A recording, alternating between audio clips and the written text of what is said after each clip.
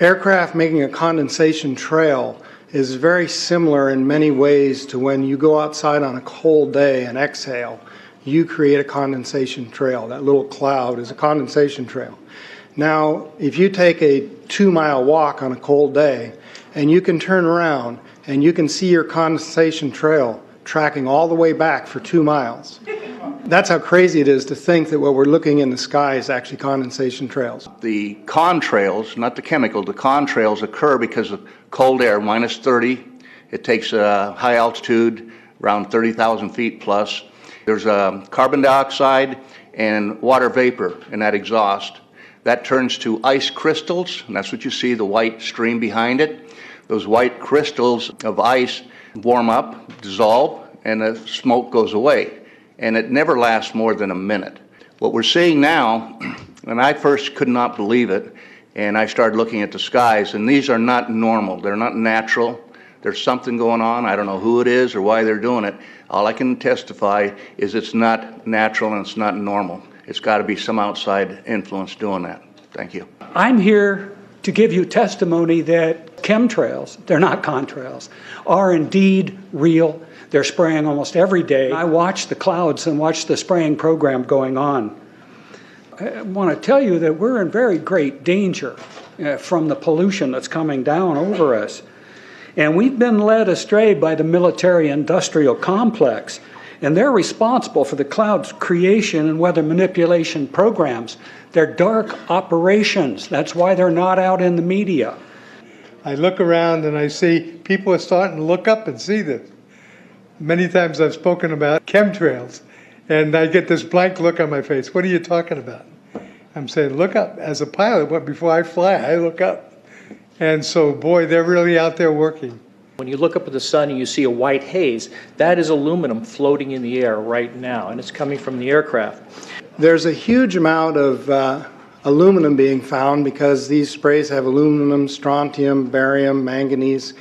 And there's a lot of argument that aluminum is very common to be found, but aluminum is only common in a bonded form. It's not common in a free form, and we're finding high rates of free aluminum in the soil, which is not natural. The metal compounds that are being used are environmentally dangerous. We need to be monitoring them. We need to be testing them. Okay, these previous guys, I've watched exactly what they do, and yes, they are correct. I've seen exactly the same stuff, so ditto marks on those. You want some figures? Okay, latest water test, tested the rain. 13,100 micrograms per liter of aluminum in the rain in 2013. Normally, it should be 0. So 13,100 is pretty damn much, folks. It used to be 0, then it was 100s in the 2000s. And then since 2010, it's into the 1,000s and the latest 13,100.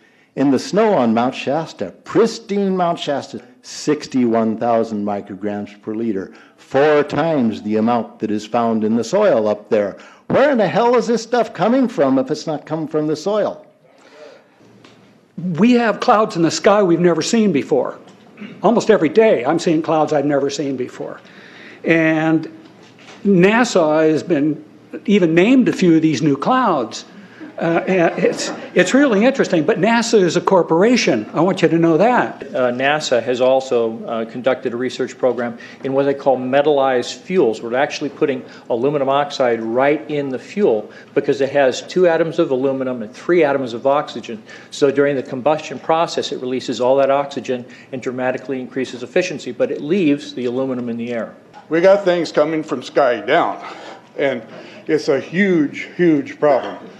Because as it comes down, what happens is a couple of things. Is that it actually is in our air, we breathe it. And as we breathe it, it's actually going to go up through our nostrils, into our brain, easiest access to our brain frontal lobe. The contaminants that have been identified, which already been mentioned, are aluminum. Aluminum is the #1 free radical generator to the brain to cause early apoptosis, which is early death of brain, and it begins to set off the scar tissue, which we call the amygdalin, which is part of the chemical matrix related to Alzheimer's. I'm a neurologist practicing in Reading for 17 years, and in the past 5 years, I have seen the number of patients with Alzheimer's disease, Parkinson's, and other neurodegenerative diseases tremendously increased, almost quadruple. I became interested in chemtrails about 8 years ago when I was in Hawaii, and the Hawaiians are really being very vocal about it.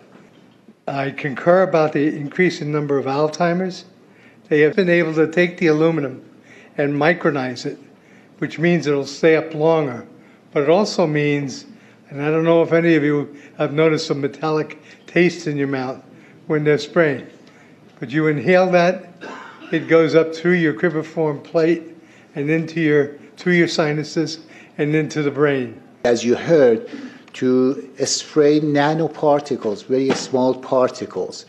These nanoparticles, they basically trigger a programmed cell death in the brain, and that is the ultimate path we see in Alzheimer's.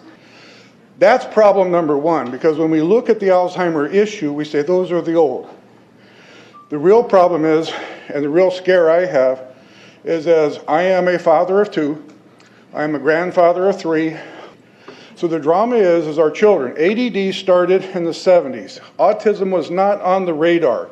There was no documents, there was no information. It was 1 in 100,000 children. Today, what we have is 1 in 48 boys. I was part of the early group that was looking for aluminum in ADD and ADHD. And all of those children that started to develop those phenomena had high levels of aluminum. When we figured out protocols to detox them out, to free the body of those particular contaminants, what happened is that their brains came back. When we do this to the age, it doesn't come back as quick, but it will come back. But I'm seeing Alzheimer's in 56 years old. Back in the 70s, Alzheimer's when you were 80. If you remember 8 to 10 years ago, there was this big move to get rid of aluminum from underarm deodorant because it would cause Alzheimer's. Look what they're doing to us now. I want to give you a little bit of history on the background behind nanoparticles has been described before. A nanometer is 1/1000th of a meter. It's very small. In fact, if you have particles, say, that are 40 or 50 nanometers across, you can take and line 50 of them up next to a single red blood cell. These things are extremely tiny. They're pervasive. The collapse and decrease of agriculture is something I worry about even more than the previous info about autism and Alzheimer's. Believe me, I'm seriously concerned with what I'm watching. As a wildlife biologist, I've been watching the ecosystem collapse. When you lose all your stream organisms, when you have aluminum overload in your streams, you're killing your microbial bacteria and you're disrupting the entire ecosystem. So it goes way beyond just a little bit of pollution.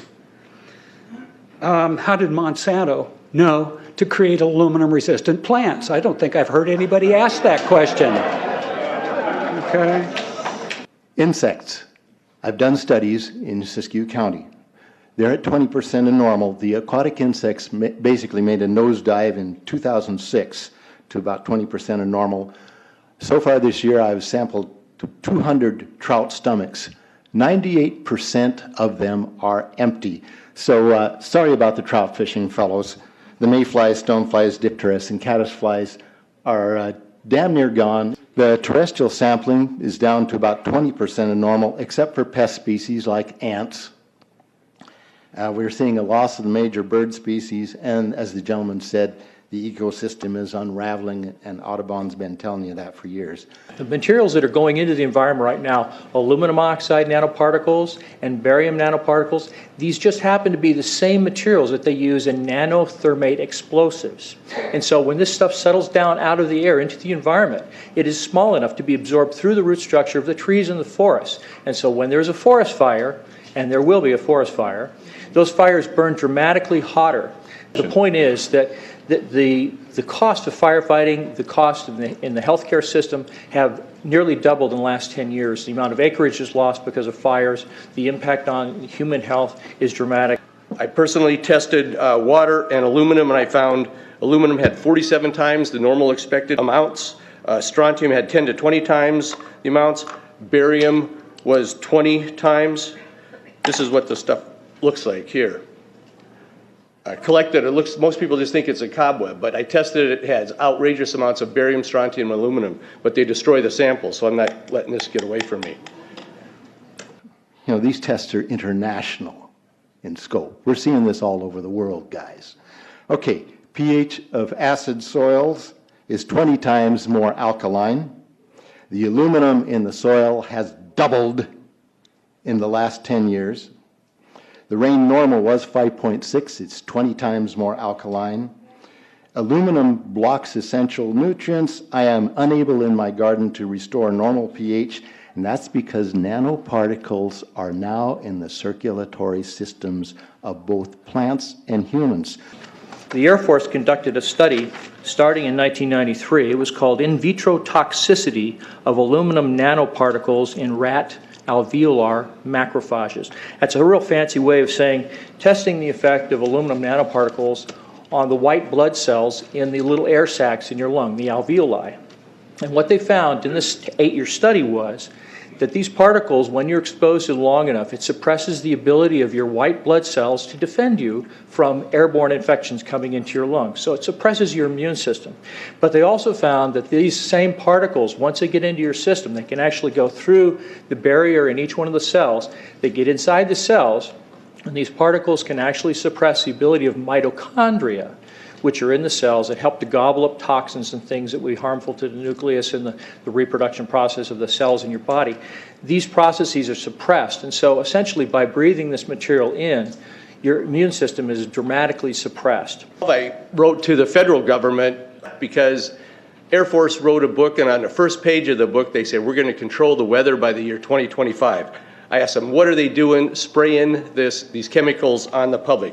I said, there's violation of United States Code 50 USC 1520, which prohibits the American government from experimenting on the U.S. citizens with chemical agents.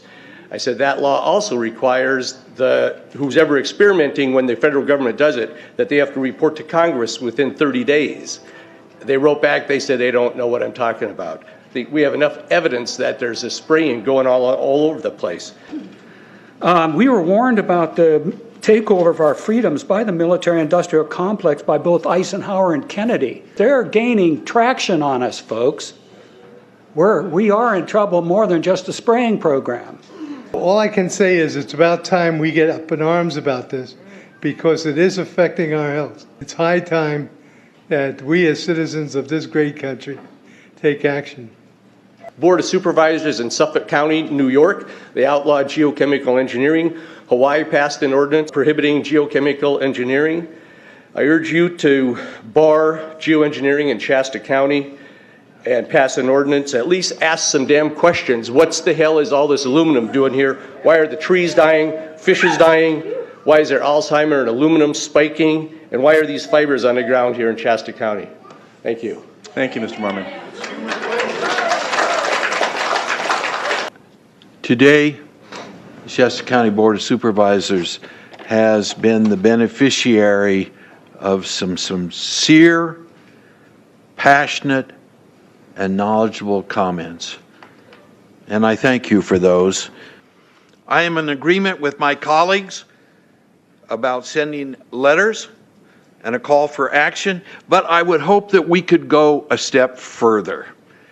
I would like for us to send a copy of this video where all of you spoke today, all 2.5 or 3 hours of this testimony, to be sent to our senators and our U.S. representatives, and also our representatives in the state of California. We'll do that. Let them listen to the passion that came out of this meeting today. Thank you. You have the motion in front of you. I think it's understood. All in favor, say aye. Aye. Any opposition? Motion passes unanimously.